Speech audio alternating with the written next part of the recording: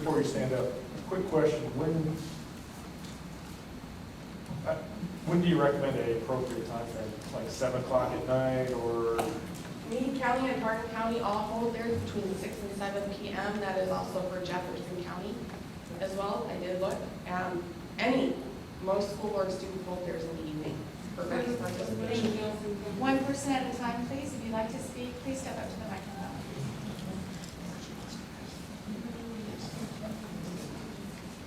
Good morning. My name is Nicole Clark, and I have a student at the high school.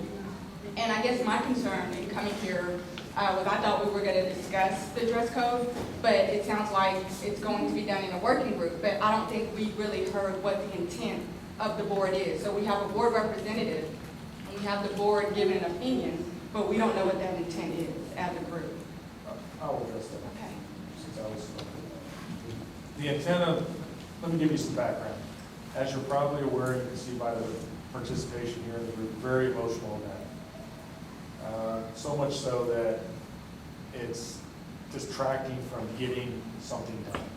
So last meeting, it was decided that we would, instead of just having an open discussion, hitting each topic, whether they wear spirit wear, dress skirt, whatever, that we would set up a working group with representation from stakeholders, and the working group would put together a comprehensive and cogent product or recommendation to the superintendent as the best course of action to move this forward.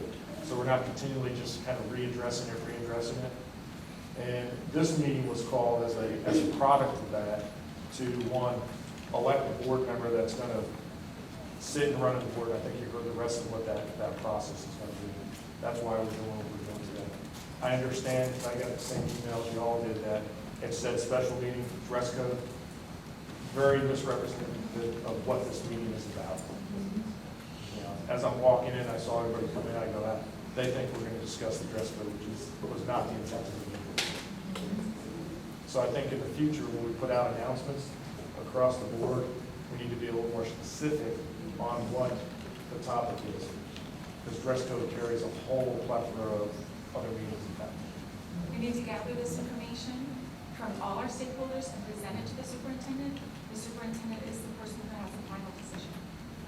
So is the school board going to make a recommendation itself on what the dress code should be? Not the school board. We will make a recommendation regarding it because of the survey that will be done. It won't be us. It will be because of everybody's recommendation, all the stakeholders' recommendations. And the process is, again, for any changes, Dr. Mallon at his level has some authority to do things, but a wide-reaching one would come from the superintendent. Our purpose as advisory is to put together a recommendation to them. And I can tell you, don't have any agenda. Truthfully, I want to get the best solution that represents y'all's goals, because frankly, I'm tired of hearing about the dress code. We discuss it every meeting, we discuss it at ball games, we discuss it at dances, we discuss it everywhere. It needs to just be addressed and settled, and that's not to say that I'm going to gloss over anything. Again, that's why I want far-ranging representation. So it's y'all's dress code. So hopefully next year, when I'm on to the next location, you guys aren't every year we addressing this issue. It detracts from what we're trying to do, both as parents, the whole reason I joined the board, and as a community. So. Is there anybody else?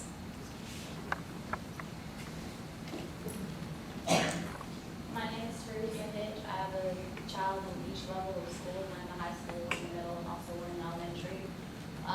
Just like you to consider a small subgroup that sometimes gets overlooked during these issues. I have a special needs child. It's a lot more difficult, especially tucking and belt. We can't do buttons, things like that. Please don't forget to consider the special needs and address the dress code. And also a lot of, and my son in particular, does not want to have an exception to rule because that singles him out as a special needs child. And that's not something that he looks for attention to have. So something that works for every child, or just consider that component also, please, when you're making decisions or recommendations. When I'm looking at representation, one of the things I can take into effect that's an area I don't have any knowledge of. So I can ask somebody what Dr. Brown can point me in the right direction, so it can be a consideration. That would be appreciated. Thank you.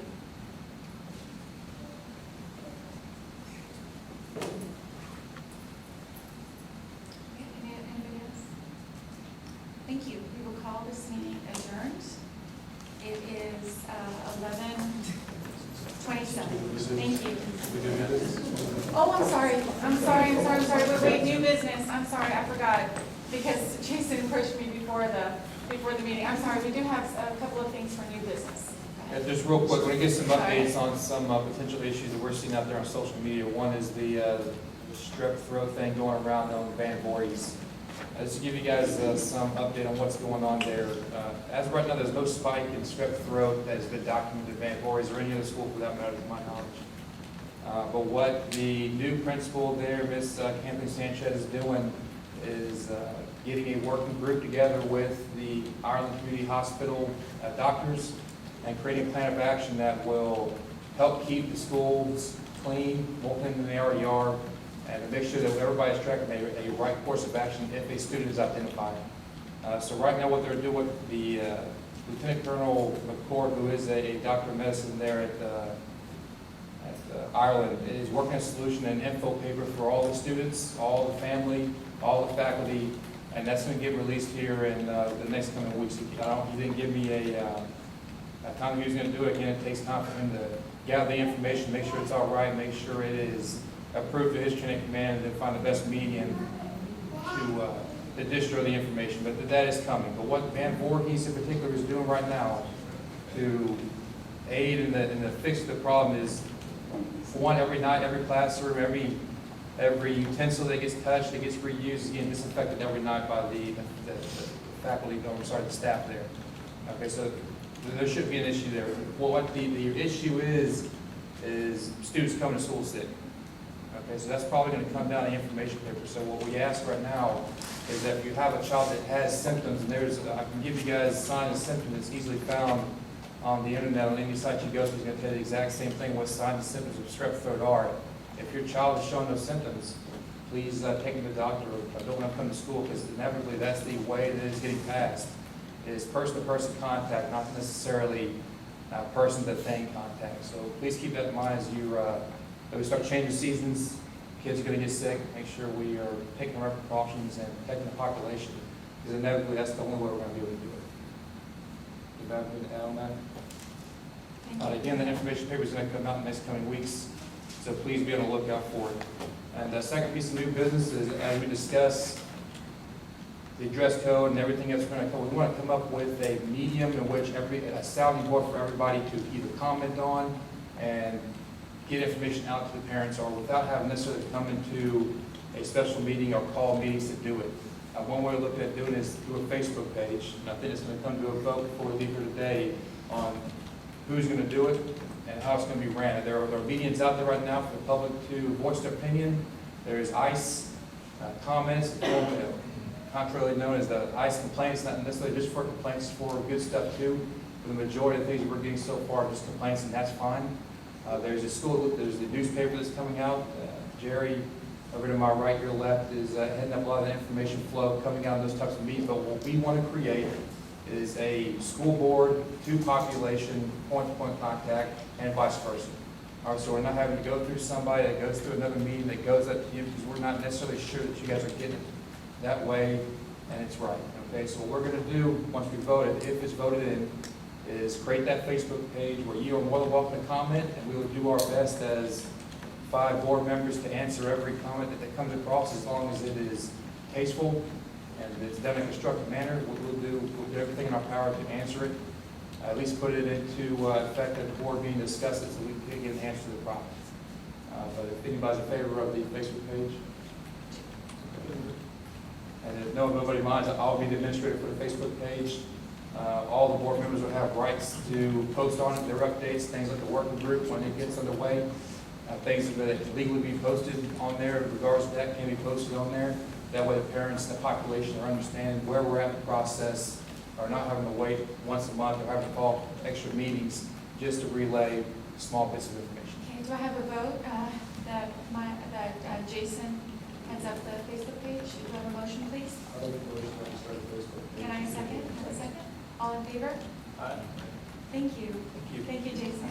Before you close it out, just want to kind of add in, parent brought up that the time of the school board meetings are somewhat restricted, and it restricts participation. By next school board meeting, or very soon into the future, we can answer that question. So make it a conscious agenda item that we can look at. Yes, absolutely. We can add that to the agenda. What I'd like to get added to the minutes is a attendance count for each meeting we go to, so we make sure we are touching the right population at the right time. So we could probably start by today, just getting a number, even though it's unofficial counting.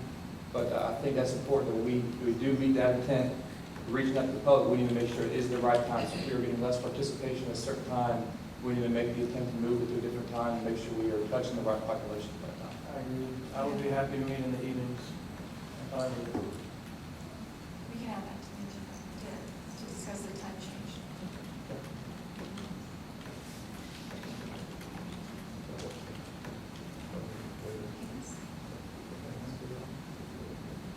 All right, now the meeting is adjourned. It is 11:32. Thank you.